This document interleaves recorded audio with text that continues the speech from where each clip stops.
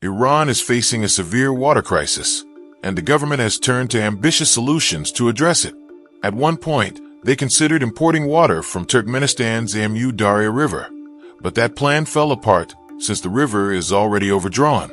Pakistan's Indus River was another option, but logistical and political challenges shut that down too. Instead of relying on foreign water sources, Iran decided to take a drastic approach, pulling hundreds of millions of gallons of water from the Persian Gulf and transporting it across the country. Iran's water crisis, a ticking time bomb. Water shortages aren't new for Iran, but the situation has worsened dramatically. The Amir Kabir Dam, which supplies water to Tehran and irrigates 123,000 acres of farmland, is running low. And Tehran isn't even in the driest part of the country. Central, southern, and southeastern regions receive as little as 0 to 10 inches of rainfall per year, making agriculture and daily life increasingly difficult. To compensate, Iran has been extracting groundwater, but this is causing devastating side effects. Excessive extraction has led to the formation of massive sinkholes, and Tehran itself is sinking at a rate of nearly 10 inches per year. The country loses an estimated 1.3 trillion gallons of groundwater annually, and about 70% of its underground reserves have already been depleted. In 2018 alone, Iran withdrew 25 trillion gallons, well beyond sustainable levels. Climate change is making things worse. Droughts are becoming more frequent, and a map of Iran's water crisis shows nearly the entire country in deep distress. Yet, despite this, Iran's population has surged from 21 million in 1960 to 90 million in 2025, putting even more strain on dwindling resources. In rural areas, entire villages are being abandoned as residents move to cities in search of better water access. This rapid urbanization is increasing demand on municipal water supplies, leaving cities struggling to provide enough for their growing populations. Failed solutions, dams and lakes drying up. Iran initially responded to the crisis by building dams, over 640 of them by the mid-2010s, with a total capacity of more than 13 trillion gallons. While they help with irrigation and industry, they also led to declining river levels and drying lakes. A prime example is Lake Urmia. In 1984, it spanned 2,300 square miles. By 2023, it had shrunk to less than 10% of its original size. While it was a saltwater lake, its disappearance worsens Iran's climate and contributes to environmental degradation. The drying of lakes like Urmia has led to increased dust storms, reduced biodiversity, and serious public health concerns, including respiratory diseases from airborne salt and pollutants.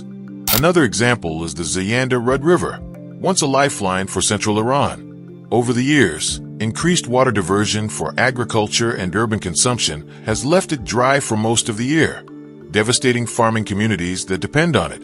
The riverbed has turned into a barren wasteland, sparking protests from farmers who can no longer sustain their crops.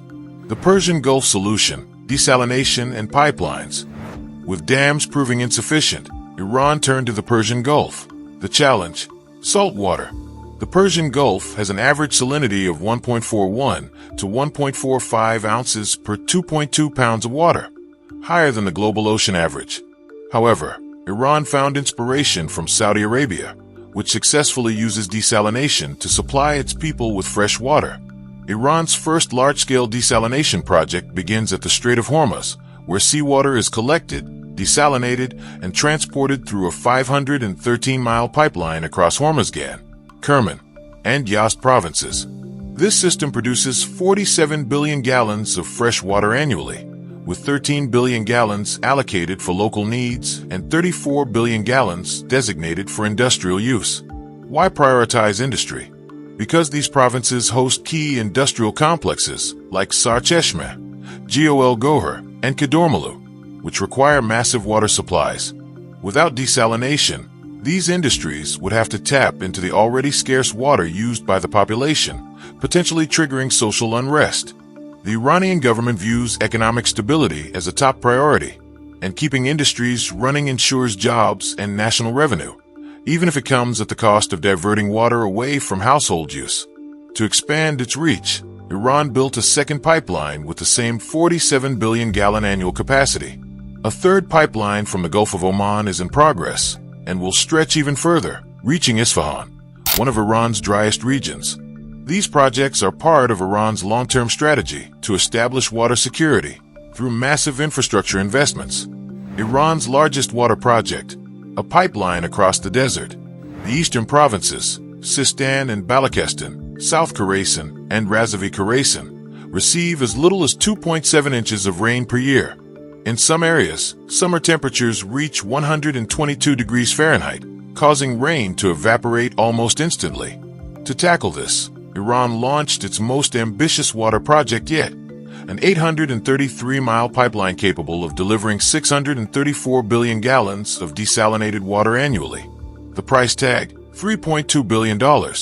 But progress is slow. By 2023, only 12% of the pipeline was completed, and the challenging terrain of deserts and mountains is making construction even harder. However, even if the pipeline is completed, there's a concern about long-term sustainability. The energy-intensive nature of desalination and water transportation requires massive electricity consumption. Iran, which heavily relies on oil and gas, may struggle to keep these projects running efficiently as global energy markets fluctuate and sanctions limit access to modern technologies. Is desalination the right move? Some experts argue that instead of costly pipelines, Iran should focus on reducing water evaporation. The country receives about 105 trillion gallons of rainfall annually, but 70% evaporates due to a lack of proper infrastructure. Even a 1% reduction in evaporation could provide enough water to sustain small industries and communities. Potential solutions include building more reservoirs, using underground storage methods, and adopting advanced irrigation techniques to reduce water loss in agriculture. There are also concerns about desalination's environmental and economic impact. The process requires significant energy, primarily from fossil fuels, and produces brine that can harm marine ecosystems. Increased salinity in the Persian Gulf from desalination waste could disrupt aquatic life, affecting local fisheries and coastal communities. Still, Iran is pressing forward, seeing desalination as a necessary step for survival.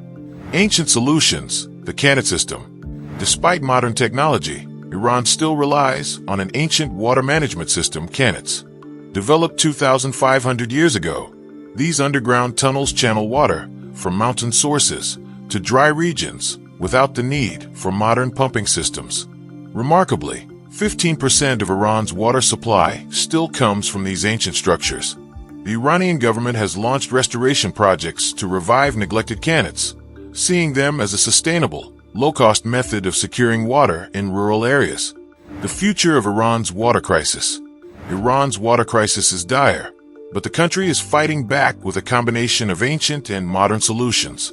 Will desalination, pipelines, and Qanats be enough to prevent disaster? Or will Iran need to rethink its water strategy entirely? The coming years will determine whether these efforts can sustain a growing population and keep Iran from facing a full-scale water catastrophe. In a remote area of Iran, a peculiar scene unfolds. In broad daylight, a vehicle stands still, aiming high into the sky, not with weapons of war, but with rockets. These rockets, launched under the supervision of both Iranian military personnel and scientists, don't target enemies. They target clouds. That's right. These rockets are not instruments of destruction. Instead, they are part of Iran's urgent and evolving response to a growing crisis, the country's worsening water shortage. And while it might sound strange, this skyward strategy may just be one of Iran's most important tools for survival in a time of climate stress. So what's really going on here? Why is Iran launching rockets into the sky? And how could this possibly lead to better living conditions for its people? Iran is among the world's most water-stressed countries.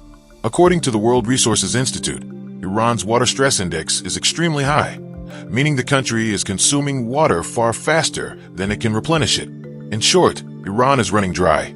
The main reason? Iran's uneven and highly seasonal rainfall pattern. The country's rainy season lasts from October to March, leaving the rest of the year mostly parched. And even during the rainy season, precipitation is unevenly distributed. The Caspian Sea region receives about 50 inches of rainfall annually, but in Iran's central plateau and southern lowlands, some areas get as little as 4 inches of rain per year. This disparity creates a dangerous pattern. For months, regions can go without a single drop of rain, only to be suddenly hit by a torrential downpour that dumps a year's worth of water in just a few hours. These sudden storms can be catastrophic, leading to floods, destruction, and loss of life. But ironically, most of that precious water runs off before it can be absorbed, disappearing into the ground or evaporating soon after. To make matters worse, climate change is accelerating the problem. Experts estimate that Iran's average annual rainfall has dropped by 20 to 25% over the past few decades. Meanwhile, rising temperatures increase evaporation and intensify desertification, turning once habitable land into dry, cracked earth. One of the most striking symbols of Iran's water crisis is Lake Urmia. Located in the country's northwest, it was once the largest saltwater lake in the Middle East, covering more than 2,300 square miles. But starting in the late 1990s, the lake began to shrink.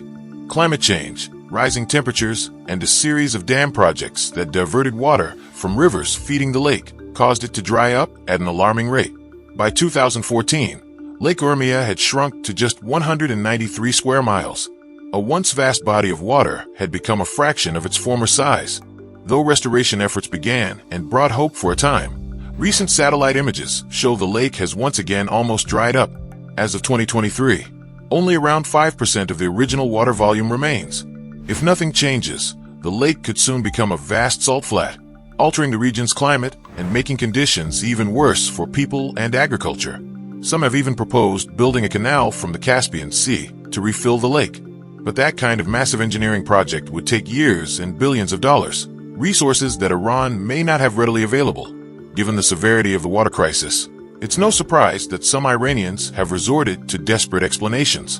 In 2018, a senior Iranian general accused Israel of cloud theft, claiming that Iranian skies were being deliberately robbed of rain. He pointed to surrounding regions, stretching from Afghanistan to the Mediterranean, that received snowfall, while Iran remained dry.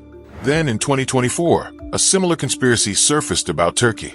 Why, many wondered, were clouds producing rain just across the border, but not over Iran? While these accusations make headlines, scientists have offered more grounded explanations: climate patterns, atmospheric shifts, and topographical differences. But the irony is that Iran itself has long been experimenting with ways to manipulate weather. And this is where those mysterious rockets come in. Those rockets launched from trucks contain a compound called silver iodide. This chemical plays a unique role. It helps create rain. Here's how it works. In nature, precipitation begins when water vapor in clouds condenses around tiny particles and forms droplets or ice crystals. Eventually, these grow large enough to fall as rain or snow.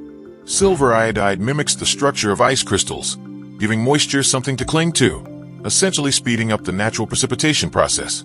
So when Iran fires these rockets into the sky, the goal is simple: to seed the clouds and trigger rainfall. Planes can do the same thing. They fly into or above the clouds and spray silver iodide directly. Aircraft offer greater mobility, but ground-based rockets are cheaper and quicker to deploy. While cloud seeding has been used globally since the 1950s, Iran is trying to take it further. The country is investing in new technologies to make cloud seeding more effective, more efficient, and more affordable. In 2017, Iran's Water Research Institute signed a contract with a private company, whose identity remains undisclosed, to develop specialized drones for cloud seeding. These drones are designed to fly up to 15,000 feet, remain airborne for up to 12 hours, and carry payloads of over 110 pounds. Unlike planes, drones don't need runways or human pilots.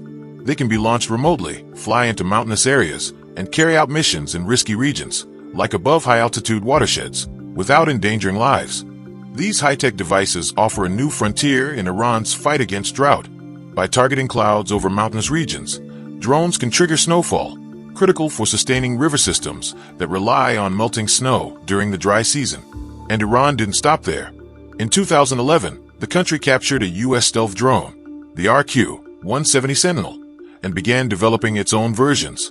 By 2021, reports surfaced that these modified drones were being used for cloud seeding operations. One such drone crashed that year, and Iranian officials confirmed it had been part of a weather modification mission. But launching silver iodide into clouds is only one part of the equation. Finding the right clouds is equally important. In 2022, Iran announced it had developed an advanced radar system designed specifically for cloud seeding operations. Built domestically over several years, This system helps meteorologists identify optimal cloud formations for seeding, ensuring that every rocket or drone launch counts. Iran claims this radar system is more efficient than its international counterparts and marks a milestone for the country. It also positions Iran as a regional leader in weather modification technology. It's a fair question. Are all these efforts, rockets, planes, drones, radar, actually paying off? According to the head of Iran's meteorological organization, the results are promising. He stated that precipitation levels increased by about 25% after cloud seeding operations. However, he also cautioned that cloud seeding is not a silver bullet. The real solution lies in long-term water management, efficient agricultural practices, and better consumption habits. Still, cloud seeding offers Iran a valuable tool, especially when combined with other strategies. But one major challenge remains: funding. Without sufficient investment, Iran can't build more rockets, deploy more drones, or expand its radar coverage. As with many ambitious projects, progress is often limited by resources. While Iran's efforts are impressive, they pale in comparison to what's happening in China, the undisputed global leader in weather modification. China operates the largest weather control program in the world, employing over 37,000 people across the country. These specialists regularly deploy silver iodide to create rain and snow. Why? Because China, like Iran, is running out of water. Despite having 20% of the world's population, China has only 6% of its freshwater resources, and climate change is making things worse. A 2018 study showed that 82% of China's glaciers have retreated since the 1950s, dramatically reducing water flow into rivers like the Yangtze and Yellow River. Forecasts suggest that by 2030, China's water demand will exceed supply. That's why China takes cloud seeding so seriously. In fact, China has used the technique for years during major national events. In 1997, Beijing created artificial snowfall for Christmas. During the 2008 Olympics, officials cleared clouds away from the capital to prevent rain from disrupting the games. The government has also used cloud seeding to fight wildfires, reduce air pollution, and combat dust storms. For example, in April 2006, Beijing used weather control methods to reduce the impact of a massive dust storm that dumped 300,000 tons of sand onto the city. Whether it's in China or Iran, cloud seeding is no longer science fiction. It's a growing part of real-world strategies to manage the consequences of climate change. While these technologies won't solve water scarcity overnight, they offer hope, especially for countries struggling with drought, desertification, and extreme weather patterns. And as the science improves and more nations get involved, artificial rain could become a vital lifeline for the planet's driest regions. So the next time you see a rocket launching quietly into the sky, it might not be heading to space or war. It might just be chasing rain.